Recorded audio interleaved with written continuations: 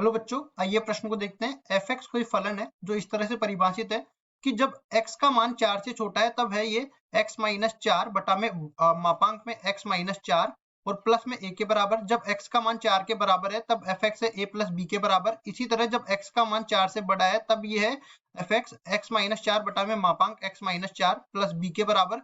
अब यहाँ पे हमें x बराबर 4 पर ये बोला है कि सतत है, तो ए बी का मान किसके बराबर होगा, और 4 विकल्प दे रखे हैं। चारों विकल्पों में जो सही विकल्प है उसका चयन करना है। प्रश्न को हल करने से पहले इसकी मुख्य अवधारणा के बारे में चर्चा कर लेते हैं।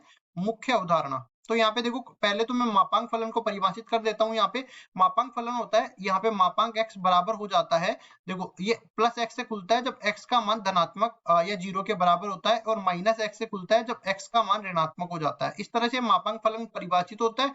उसके बाद देखो, कोई भी फलन एफ एक्स x बराबर a पर सतत है या नहीं वो बताते हैं।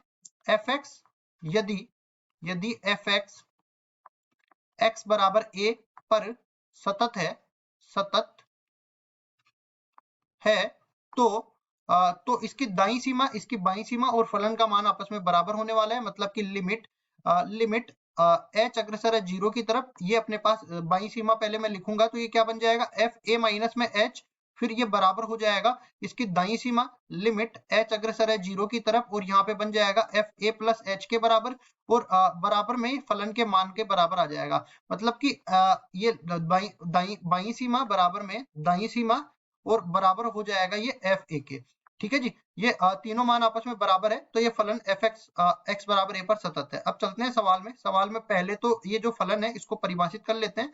देखो, सबसे पहले मैं बोलता हूं कि x का मान अगर धनात्मक है तो ये x से खुलता है। इसी तरह अगर मैं बोलूं, पहले तो मापांक x माइनस 4 को परिभाषित कर लेते हैं। देखो, x माइनस 4 का मापांक परिभाषित होगा इस तरीके से, ये x माइनस 4 से खुलेगा जब x का मान 4 से बड़ा या बराबर होगा। इसी तरह ये माइनस x माइनस 4 से खुलेगा जब x का मान 4 से छोटा हो जाएगा। इस तरह से ये परिभाषित होता है। अब देखो, उसके बाद में हम लोग क्या कर लेते हैं, ये जो फलन है इसको परिभाषित कर लेते हैं। एफ एक्स बराबर हो जाएगा यहाँ से, जब 4 से छोटा है तब ये माइनस में x माइनस 4 से खुलेगा तो ये आपस में कट जाएगा, और नीचे माइनस और है तो माइनस 1 प्लस 1 के बराबर ये बन जाएगा। माइनस 1 प्लस 1 के बराबर ये बनेगा जब x का मान 4 से छोटा है। इसी के बाद में x बराबर 4 पर ये a प्लस b के बराबर है, तो इसको भी लिख देते हैं। a प्लस b के बराबर कब है, जब x बराबर 4 है। इसी तरह x जब 4 से बड़ा है तब ये x माइनस 4 से खुलेगा और ये कट जाएगा, 1 बच जाएगा, और प्लस में b है ही, तो 1 प्लस b के बराबर आ जाएगा। इस तरह से हमने एफ एक्स को परिभाषित कर दिया। अब देखो, ये बोला गया है कि एफ एक्स एक्स बराबर 4 पर सतत है, तो ये तीनों मान आपस में बराबर आने चाहिए। सबसे पहले मैं LHL देख लेता हूँ। LHL किसके बराबर है, मतलब कि LHL को अगर इस तरह से लिखना चाहूँ, लिमिट x अग्रसर है 4 माइनस पे एफ एक्स का मान किसके बराबर है, ये अपने पास बराबर है माइनस 1 प्लस a के बराबर। और इसी तरह RHL भी देख लेते हैं। RHL ये बराबर होगा लिमिट x अग्रसर है 4 प्लस पे एफ एक्स का मान किसके बराबर हो जाएगा, ये बराबर हो जाएगा 1 प्लस b के बराबर। इसी तरह यहाँ पे क्या हो जाएगा, एफ ए का मान, F4 का मान किसके बराबर है, a प्लस b के बराबर है।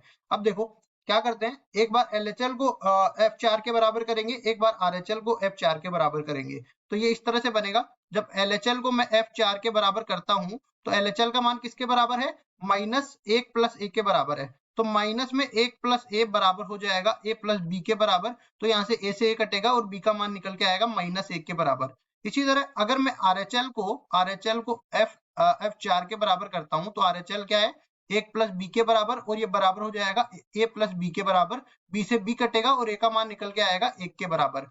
तो हमें क्या निकालना था, a और b का युग्म में मान निकालना था, जो कि बराबर आ जाएगा 1 माइनस 1 के बराबर। अब देख लेते हैं कौन से विकल्प में ऐसा दे रखा है 1 माइनस 1, डी विकल्प में, तो डी विकल्प बिल्कुल सही उत्तर हो जाएगा। आशा करता हूँ ये सवाल आपको समझ में आया होगा। धन्यवाद।